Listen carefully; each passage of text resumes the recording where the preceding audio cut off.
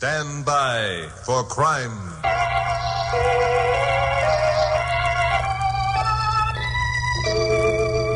Hi. Chuck Morgan, KOP newscaster speaking. You know, for the most part, people associate deeds of crime with the male of the species. Unfortunately, that isn't always the case.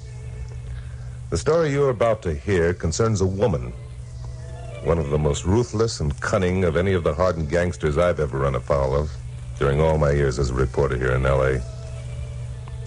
The opening incident of the story took place in a deserted warehouse some weeks ago. A man and a woman were target practicing with a revolver. Okay, Nick. Wait a minute. Take a look at the target.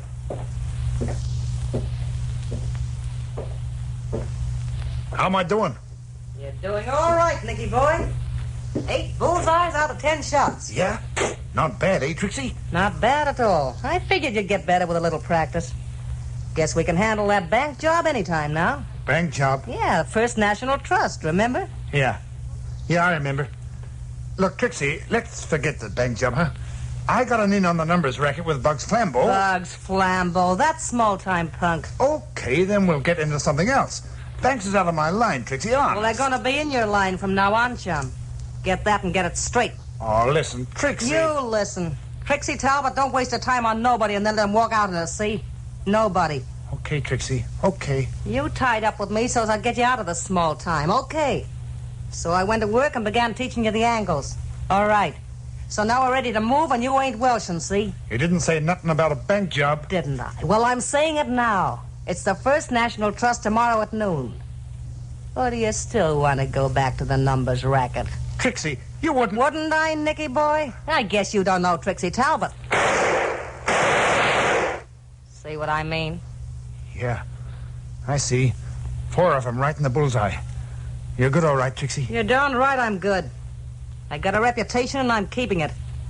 Nobody ain't gonna say they walked out on Trixie Talbot. She can't afford to have that kind of talk going round. I get it, Trixie. You got your reputation to think of. I like you, Nicky boy. I figured you were smart. I figured we could go places together. That's why I let you come in with me. Sure, Trixie. You give me a chance, all right. I ain't forgetting it.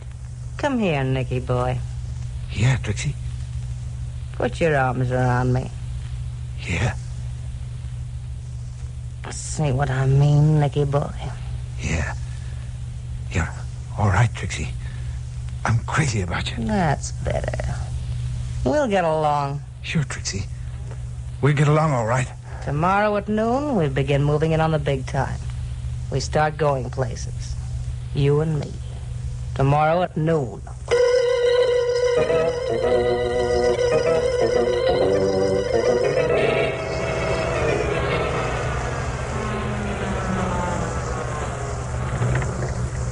This is it, Nicky boy. Yeah. All set? Sure. Sure, I'm all set. Let's get going. Take it easy. Don't get nervous. Remember what you're supposed to do? Yeah. We've been through it enough times. What are we waiting for? All right, Nicky boy. Relax now. Hold the bank book in your left hand like you was going to make a deposit. Keep the other hand on the heater in your pocket. I know. Okay, let's go.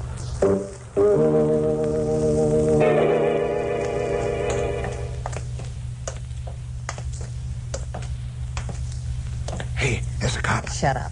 That guy'd fall over in a faint if he thought there was going to be a stick-up. Here we are, dear. Give the man your book. Yeah. Okay, pal.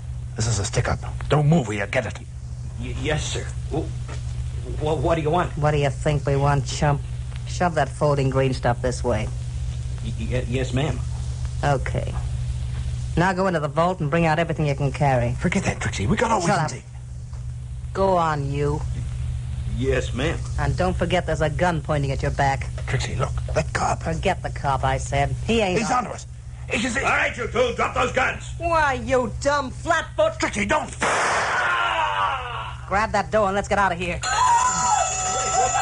Why, these dumb punks. Let him have it, Nick. No, we shouldn't. Give it to him, Nick. Give it to him. We'll show him. Dirty punks.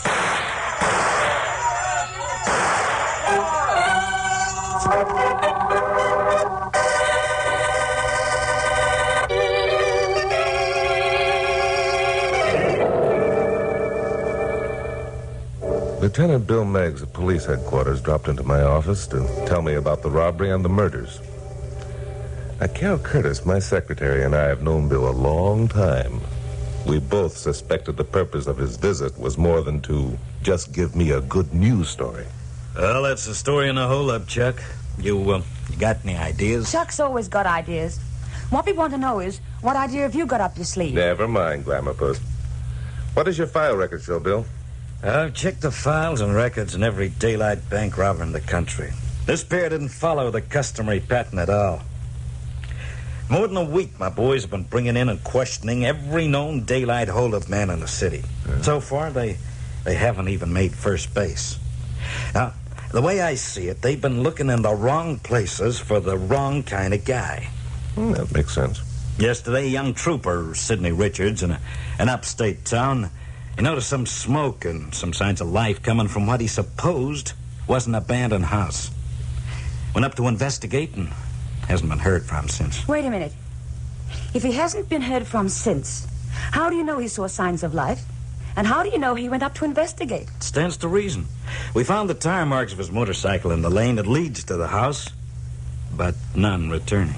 So you figured that whoever was living in the house prevented him from returning, huh? That's exactly what we think. Well, why don't you go up there and find out, for heaven's sake? Well, if you use your head, GP, you wouldn't ask such a nutty question. It's like this, Carole. Suppose the people who are occupying the house are our bank robbers, and that they've taken Trooper Richards prisoner and are holding him as hostage. Well, suppose they are. They can't hold him forever. What are you going to do? Just sit around and wait for... The life of one state trooper, Carole, is worth the lives of a dozen criminals.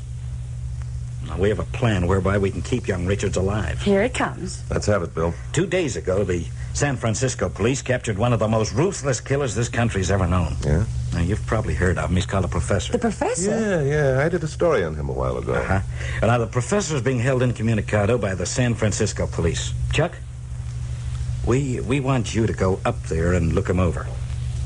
What's the gimmick? I'll bet you wish you'd never asked. Well, assuming that the people in the abandoned house are our bank robbers and that they're holding Trooper Richards, there's only one person who could get to him without arousing their suspicions. I get it. You want me to assume the identity of the professor and make a call on the fugitives, huh? No. That's it, Chuck. You look a little bit like the professor, and I think you could get away with it. No, I said. You stop getting in a sweat, Glamour Puss. There won't be any danger. No danger? Are you out of your mind? The first thing those two are going to ask is, how did you know they were hiding in the house? We've taken care of that, Carole. 2 days from now, there'll be a daylight holdup in the neighboring town of Bolton. Crime will be laid to the professor. The professor? But you said... Crime will only be attributed to the professor. Newspaper, radio broadcasts will attest to that Yeah, fact. that's a good idea. I could use the story myself. You see, Glamour Puss, it'll be only natural for the professor to take refuge in the abandoned house. That's it. Now, these two fugitives did, and why not the professor? I still say it's crazy. What if they've met the professor before? What if It isn't likely that any small-time operators would know a big shot like the professor by sight. He'd be careful not to let him. No, I won't buy that. Chuck can't go. Listen to her. Now, listen, GP.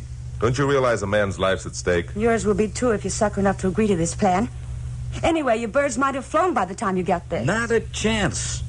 The house has been watched night and day. You're outvoted, GP. Suppose you pipe down. Okay, go ahead. Get yourself murdered. See if I care. If I don't go, Trooper Richards will be murdered. Well, then, I'm going too.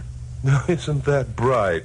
You sit down at that typewriter and get to work. Chuck Morgan, don't you manhandle me. I haven't touched you. Come on, Bill. Let's catch a plane for San Francisco. Right. Chuck! No, come back here. So long, GP. Take it out on the typewriter. Oh, that dizzy idiot. If he thinks that I...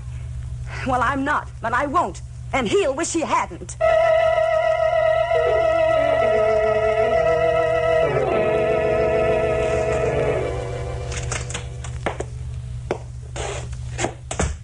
Hi, Nicky boy. Come on in. How's Trooper Richards this morning? Okay, I guess. Look, Trixie, do we have to keep that guy tied up all the time? Do we have to keep him tied up? Nicky boy, sometimes I think you got softening of the brain. Okay, maybe I have. Maybe having to stay here cooped up in this lousy dump's driving me nuts. Maybe... Shut up. No, I want to get out of here. I was a sucker to listen to you in the first place. You got anything else to say, Nicky boy? Oh, Trixie, put that gun away. Yeah, I'll put it away. One more crack out of you, chum, and the next time I won't miss. Okay, Trixie. Okay. You don't need to worry about me. I better not need to worry about you, you dumb punk. Why, if it wasn't for me, you'd be cooling your heels in a cell right now. I know it, Trixie. You're right. Forget I said anything, will you? If we could only get out of here. We'll get out when the heat's off, not until. But suppose they find us. Don't be a dope. I've had this hideaway case for weeks. Nobody won't find us here. The motor cop did. All right, so the motor cop found us. Why? Because you were dumb enough to light a fire. Why, just for that I ought to shoot your ears off. Okay. I already admitted it was my fault, didn't I? That's a big help admitting it. How do I know you won't pull some other dumb trick? I won't, Trixie, so help me. You wouldn't want to. How long do we have to stay here anyway? Well, maybe tomorrow, maybe the next day. Depends on how things look. 2 more days. Look, Trixie, that cop's going to be missed. They'll come looking for him. Let him. We're in the driver's seat no matter which way you figure it. Anybody comes here looking for that cop, we make a deal with him. His life for ours. Now quit worrying, will you? We're doing okay. I guess you're right. Besides, if they was looking for the cop, we'd have heard it on the portable radio. Sure we would. Turn it on. Let's have some music. Okay, Trixie. And it has now become definitely established that the lone bandit who shot and killed the paymaster at the Roberts oil fields was the gangster known as the Professor. State police are making an intensive search of the countryside near Bolton. Well, how do you like that? The professor's operating again. And in Bolton, too. The professor? I thought he was laying low after the Chicago job. Looks like he got tired of laying low. Huh. Them dumb cops thinking they can catch the professor. Nicky boy, there's a character I'd like to meet. Him and me could go places together. Yes, sir. There's a guy who's got what it takes. You ain't never met him, Trixie? Of course I ain't, and there's few that have. He's a smart operator, that lad. Nicky boy, you ought to study the professor's technique. Maybe you'd get someplace. Ah, Trixie, ain't I doing all right? That professor. Yes, sir. Him and me could really go places together. Hey, Trixie, listen. It's an automobile. Look, it's coming up the lane. It's the cops. I knew they'd... Shut up. They'll get us. We ain't got a chance. I knew they... Shut up, I said. You dumb cluck. That ain't no cop. What do you mean? It ain't the cops. Because there's only one of them. You think a cop would come driving up here in broad daylight like that? A trooper did. Nuts. This is some punk who's lost his way or maybe wants a drink of water or something.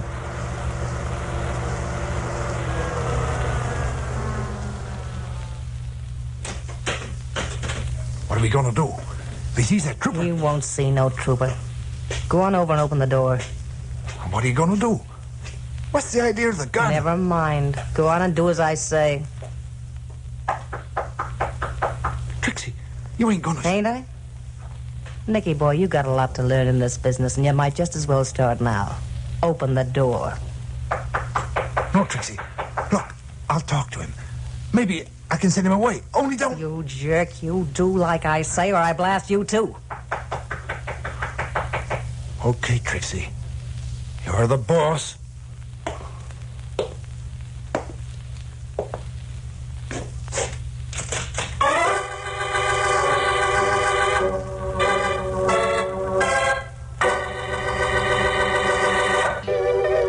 Now, the conclusion of Stand By for Crime.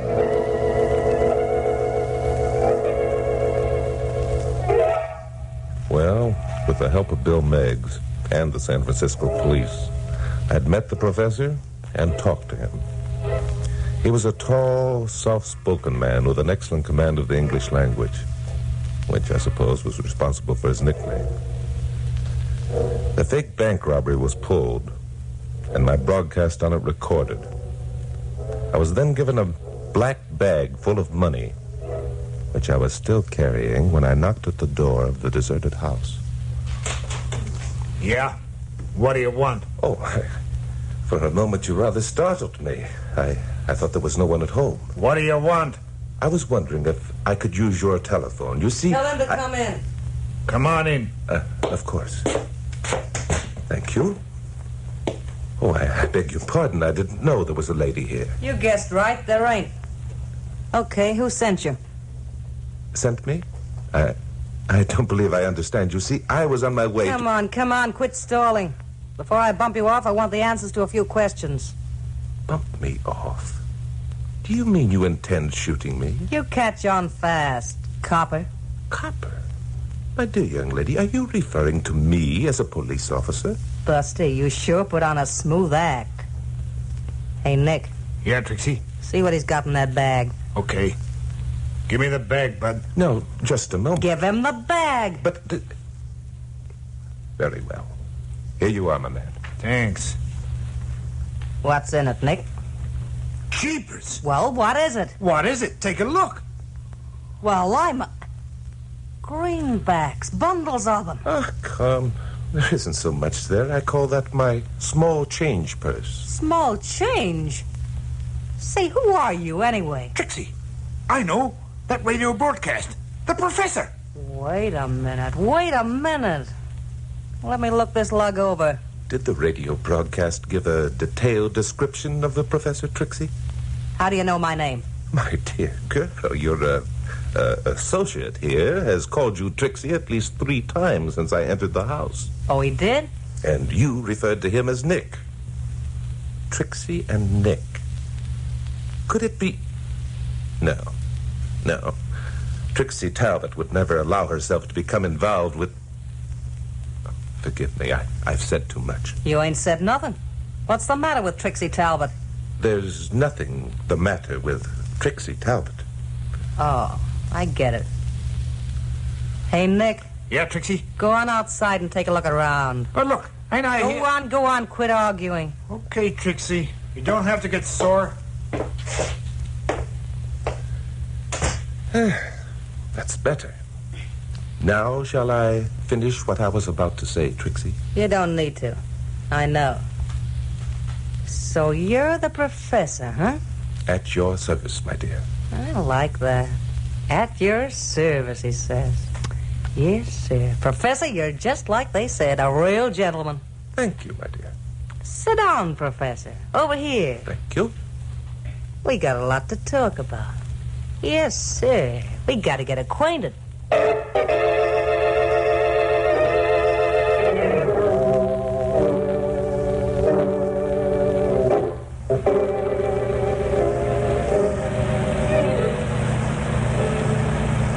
Can't you drive a little faster, Bill? Chuck may be dead by now. If he's dead, then there's no need of driving faster. Very funny. You cops are all alike, cold-blooded. Now, take it easy, Carole. Your boyfriend can take care of himself. I'm worried. One of those hold-up artists was a woman, don't forget. Ah, so that's what you're worried about. Well, that and other things. What other things? Well, suppose Chuck doesn't get away with his elect. Suppose they know he isn't the professor. In that case, as you yourself pointed out, he's dead. Oh, you... Sorry, but there's no need getting into a sweat until we know there's something to worry about. Bill Miggs, you're heartless. Either that or you've never been in love.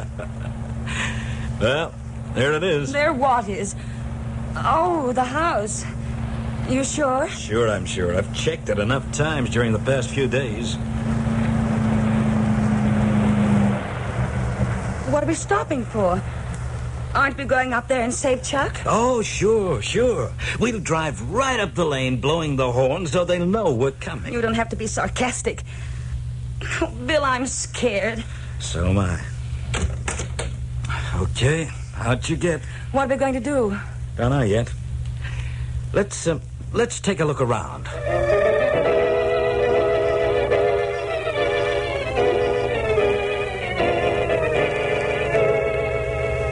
Professor, I gotta hand it to you. You done all right for yourself. You flatter me, Trixie. And now, about the proposition you mentioned a few minutes ago. Yeah, the proposition. Professor, how much dough is in the small change purse of yours? Possibly $10,000. Just like that, huh? 10 G's and you don't bat an eye. Brother, you kill me. Now look, see that bag sticking out from under the couch? Not unlike my own. It's just like it. And what's in it is just like what's in yours, too. Only there's more. More? Yeah. There's more than 15 grand in that satchel, Professor. You don't say. Yeah, I'm saying it. You add that 15 to the 10 you got, and it makes a pretty good steak, don't it? Indeed it does. Yes, a very good steak, Trixie. You get it, then? We start out with 25 grand, see? You and me together. But, my dear girl, I have only 10. Sure, so I chip in 5 more than you, okay. You got brains, you got fancy talk. You're a smart operator. I need a guy like you. We could go places together. Is it a deal? It seems fair enough, but there's one tiny item I'm afraid you've forgotten. Yeah? Yes.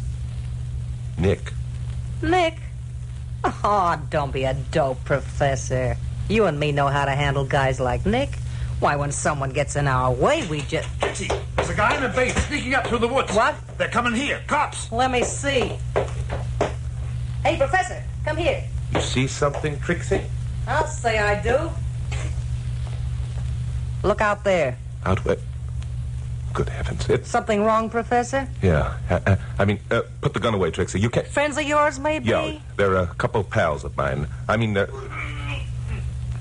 What was that? Sounded like it came from the next room. It did. It's the state trooper. Maybe he's getting loose. Shall I go look, Trixie? Young Sidney Richards, eh? So he's still alive. How'd you know about him? I read about it in the newspapers, heard it on the radio. You never. It wasn't in no newspapers, and it wasn't on no radio. Trixie, he's Shut up, Nick. So, Mr. Professor, you thought you could put one over on Trixie Talbot, huh? Trixie, my girl, I think the time has come for us to be frank with each other. Yeah? Nick, Yeah, Trixie. go out the back way and take care of them two outside. Stay here, Nick. If you do as Trixie says, you'll regret it. I'm telling you. Pipe down, you. Go on, Nick. Do like I say. Listen, Trixie. You gonna obey orders, Nicky boy? I'm going, Trixie. You don't have to get sore. Now, Professor, this is going to be a pleasure. You'll get twice as much pleasure if you let me explain who I am. For a guy who's going to be rubbed out, you got a nerve, mister. Who are you, anyway? The name is Morgan. Chuck Morgan, the newscaster. Chuck Morgan? Well, what do you know? I thought that voice sounded familiar, but it doesn't... Well, that takes care of your friends, Mr. Morgan. You got any prayers you want to say before you join them? I've got a lot of things up. That you, Nick? Come on in. I want you to watch this. Tough, Trixie. That guy behind you isn't Nick. No? Don't try to kid me, pal. All right, Nick, speak up. The name isn't Nick, lady. Drop the gun. Why, you... Too bad, Trixie.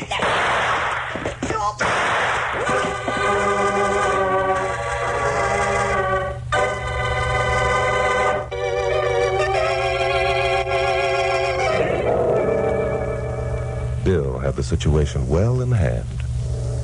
Trixie was considerably messed up in the fracas that followed. Nick was no problem at all. We found Trooper Richards, uncomfortable, but unharmed.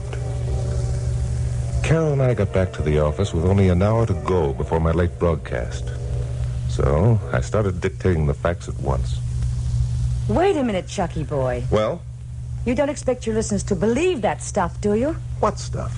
That it was a woman who influenced Nick to turn bank robber? I certainly do. If it hadn't been for Trixie's influence, Nick never would have. Nuts. How was that? I said nuts. I thought you said. Women never influence men to do anything. Men are stubborn and self-centered and Yeah? absolute... Come over here, Glamour Puss.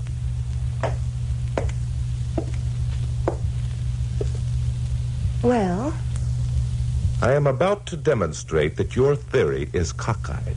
no kidding? No kidding. Now, I'd planned on going bowling after tonight's broadcast. Why don't you influence me to take you out dancing instead? Hey, that's a good idea. Pucker up.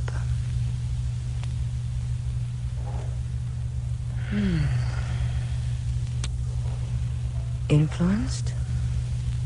I'm influenced. We go dancing.